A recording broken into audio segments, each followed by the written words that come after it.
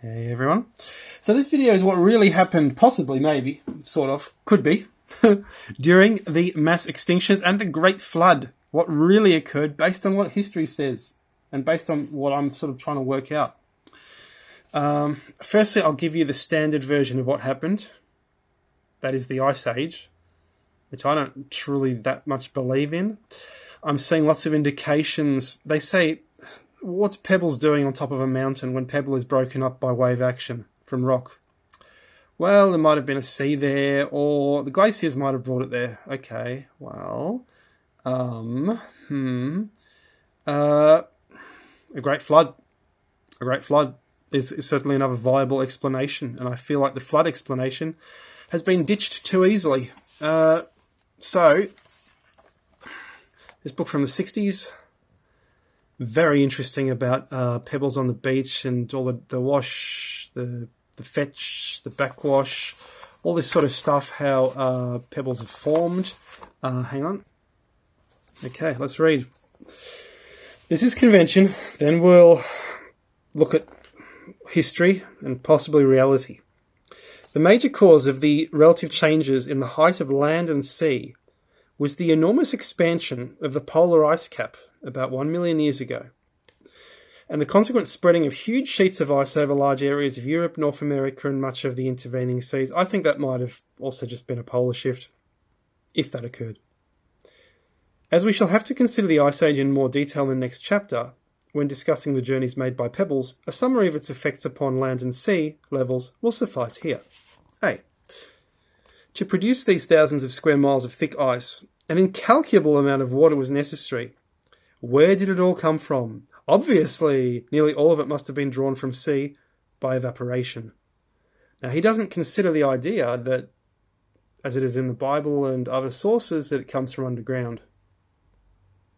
The result of this loss of water was a drop of some hundreds of feet in sea level all over the globe. Then that has to come back up again, doesn't it? Beaches previously formed along the coastline were left high and dry. B. The terrific weight of the massive sheets upon so large a part of the Earth's surface would subject the outer crust to a severe strain and depress the surface. The depression would not be uniform. It would be much more severe in some areas than in others, but the general effect would be to restore, to some extent, the difference in the relative levels of land and sea caused by A. C. Finally, with the melting of all the ice comes a universal rise in sea level, followed more slowly by a rise in the depressed land level. Now that is, I suppose, the most conventional explanation of some kind of flood that you'll ever find, and what happened after the Ice Age. The sea, we're still in it, but it's locally receded. But that is the most conventional explanation which relates to any sort of flood, the rise of the sea levels. Of course, the biblical flood, very different. It was over in 150 days, so it wouldn't show up in geology. Now, as a historian, I'm doing geology. I'm not a geologist. I had friends who did it at uni. They loved it. But I'm reading geology, so I sort of am, right? Great flood. Some possible hypotheses for what happened. The central star inside the Earth goes nova, pushing out the mantle, causing water extrusion. But before that, to my mind, there's got to be oil extrusion, and before that, gas extrusion, killing everything on the surface. Then oil has to pour out, bitumen, and then water will come out next. And if this was something like just a nova flare-up or something, that would explain why it's over so quickly. Now, the conventional ideas, they're not even that conventional, they're actually a bit radical as well, are that some kind of comet hit Younger Dryas, and the force of the comet evaporated the ice sheets, causing rain, causing a flood. I have never, ever, ever liked that explanation.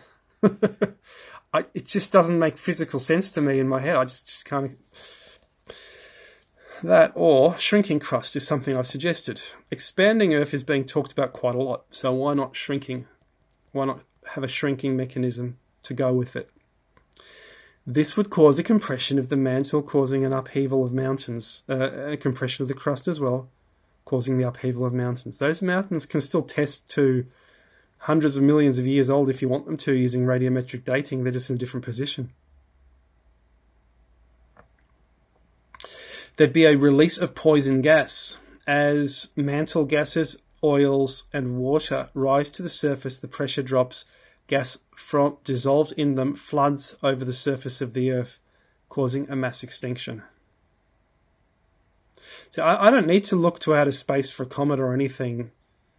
I just need to look at what the Earth is doing itself. And then the mantle water floods the planet. Let's continue. Firstly, there'd be gas extrusion, the first step, because as the water starts to come up, it starts releasing a huge amount of gas straight away as it approaches the surface, being pushed out of the Earth. So there'd be gas flooding out of all the areas near the volcanic vents. That is all actually, most of the sacred sites are built on those areas because there's plasma leakage from those vents causing so-called paranormal phenomena. We've discussed that previously. Then oil, because the oil is floating on top, inside, below the crust. Bitumen and oil floats on top.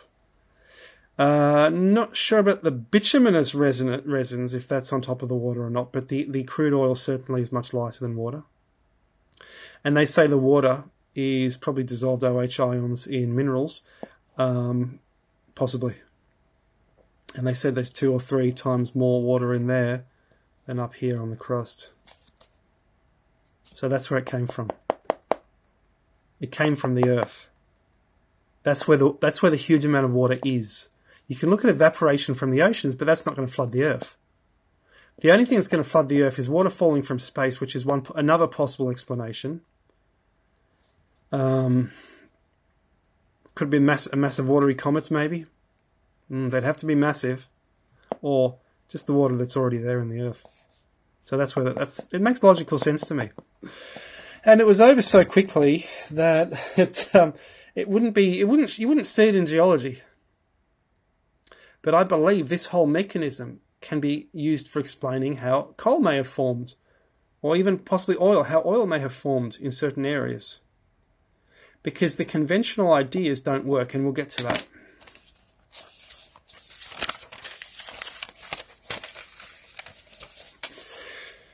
Apparently it was an entire year for the recession of the waters after the Great Flood, so it won't show up in geology. Are there vents under anaerobic locks? Now, there are aerobic and anaerobic locks, particularly in Scotland. The aerobic locks are aerobic throughout. The anaerobic ones are only aerobic on the surface. They say Loch Neath, it's the biggest one in Ireland, is highly polluted, but I feel it may also be an anaerobic lock. Hence, it's just creepy and weird, and it's toxic, and you don't want to go there.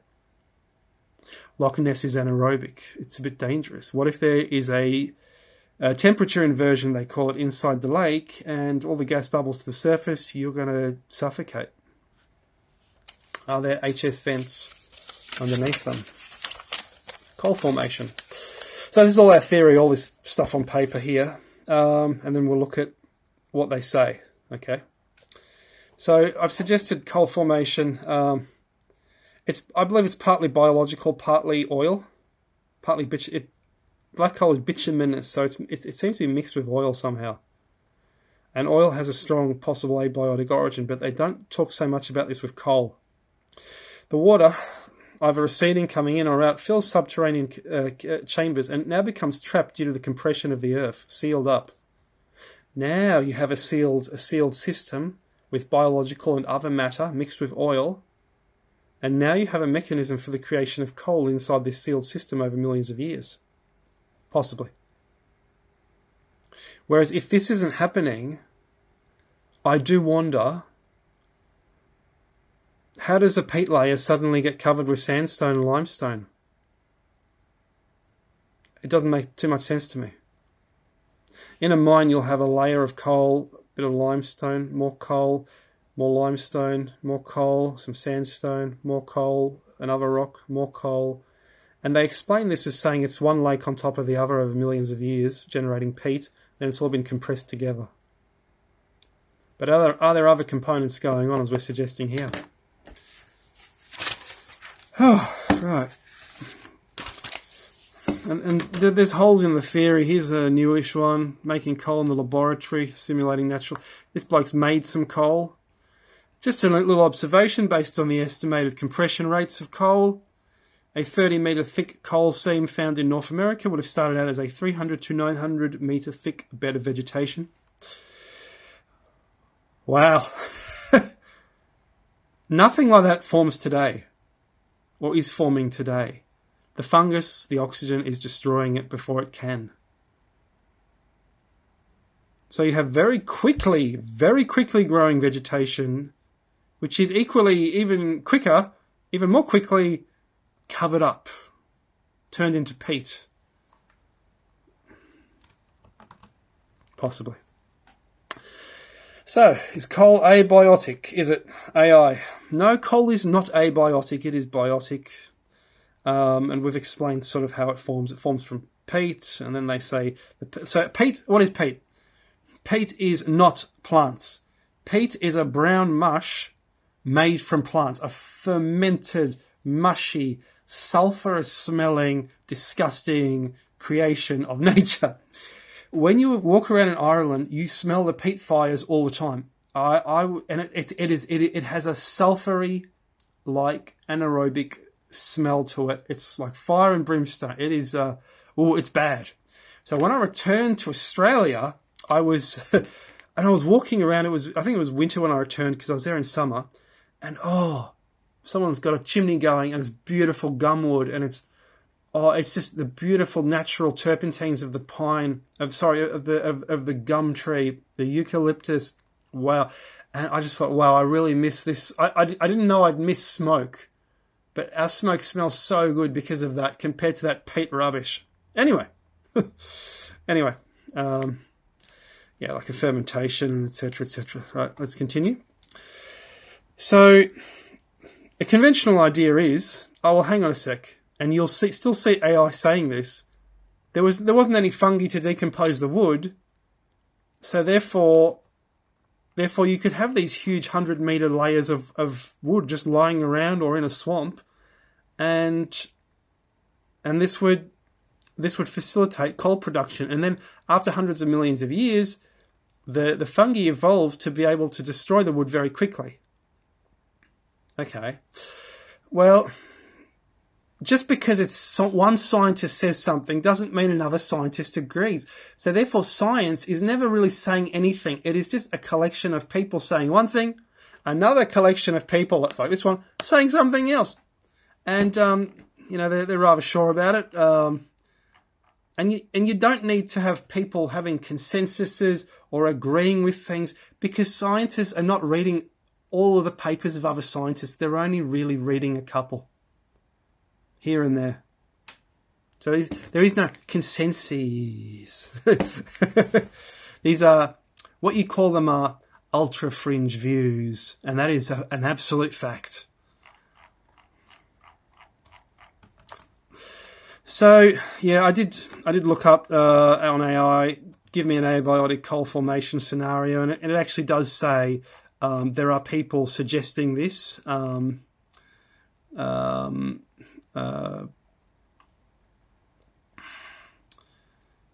are isotopic clues, such as some coals having delta carbon 13 values which overlap abiotic methane from vents, not just plant-derived for C3 plants. So I believe that the vent, the HS gas, has and other hydrocarbon vents mixing with oil has a part to play in coal formation as well.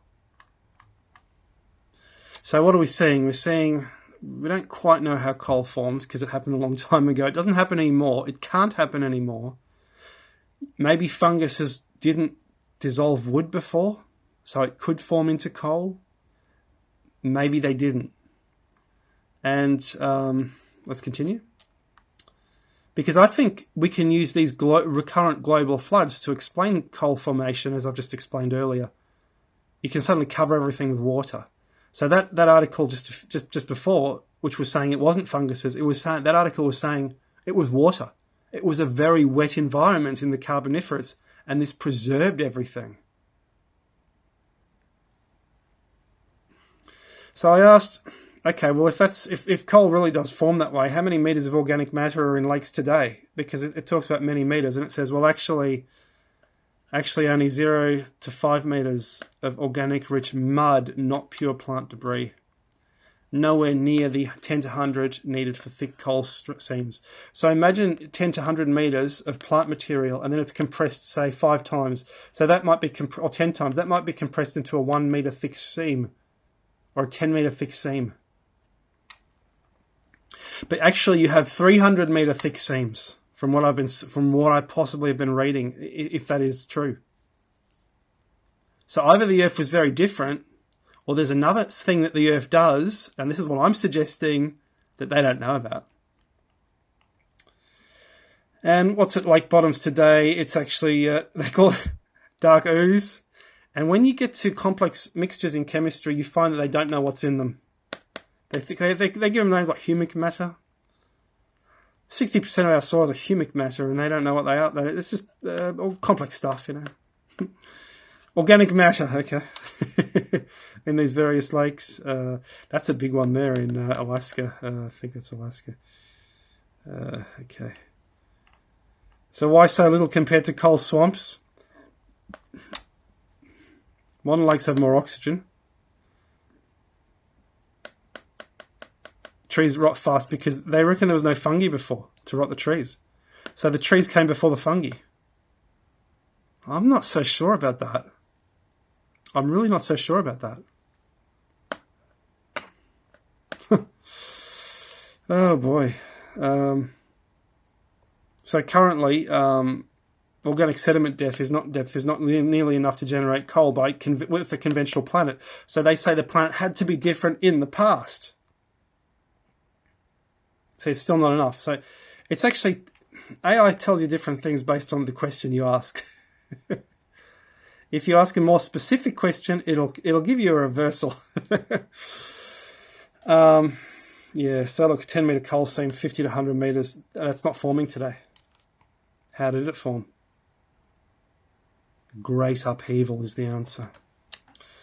How big are coal seams? So coal seams which are not interrupted by other rock layers can range from a few centimeters to over 330 meters thick. How the hell would that have formed? Gippsland. Oh, this is our brown coal in Gippsland. I didn't know. So Gippsland is a former disasters region. This is beautiful eastern. It's some of the most beautiful scenery on the planet, eastern Victoria.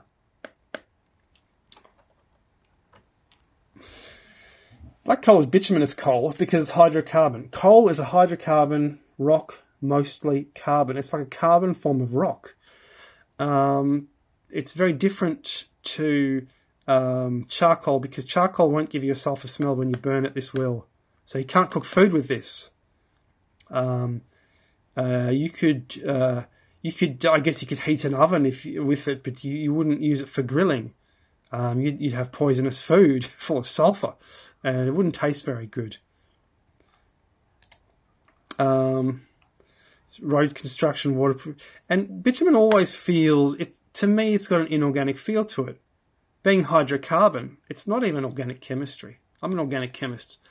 Hydrocarbon is not organic chemistry, and this is the main problem I have with non-abiotic oil production, because you're saying this thing which is inorganic has an organic source.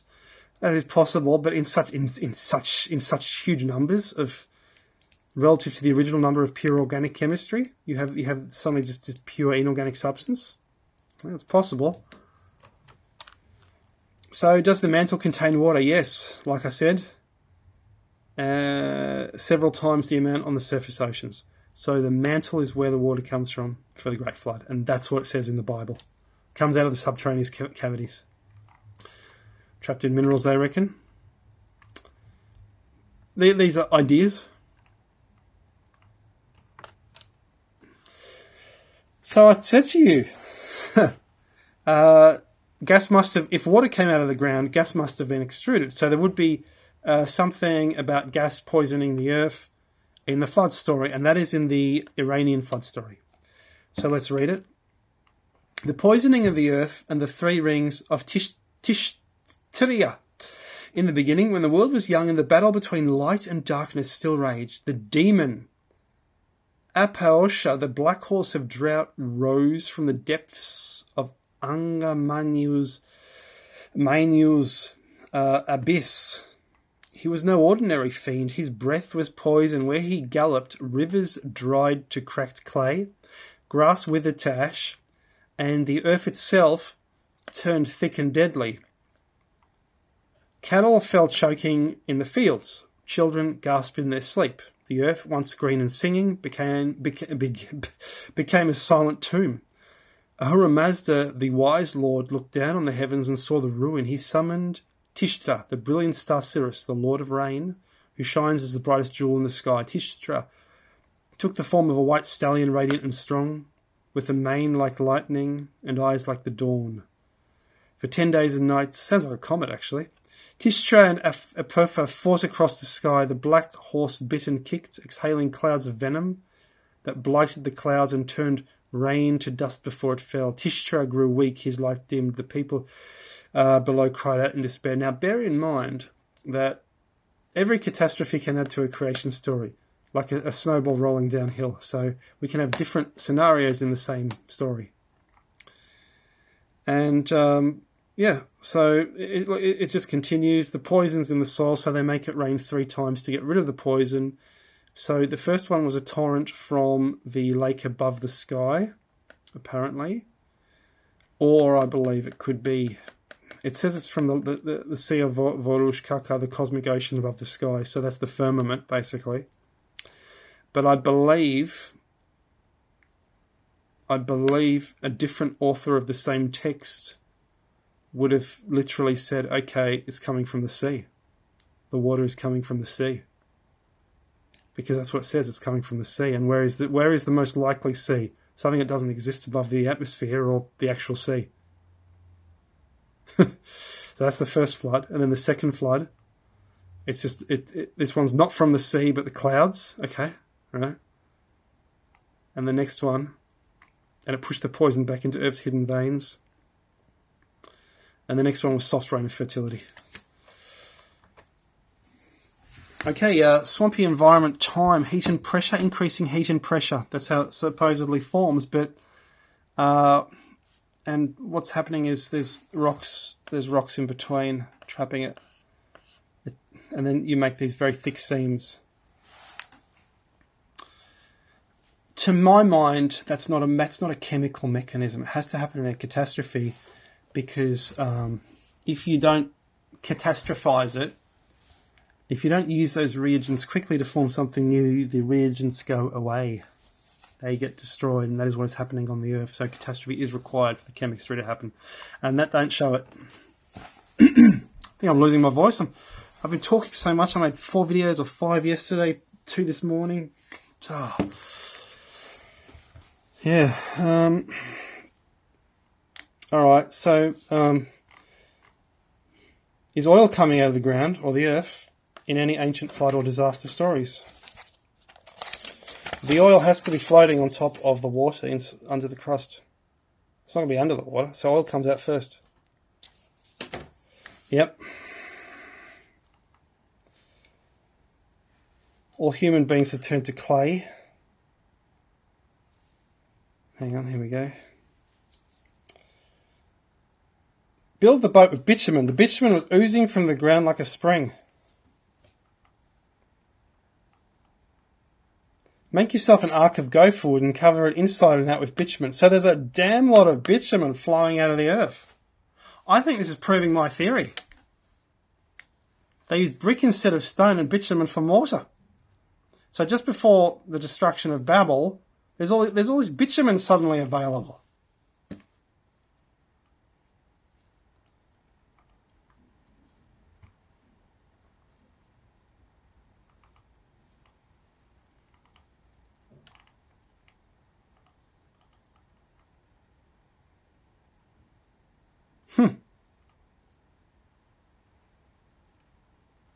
Unbelievable.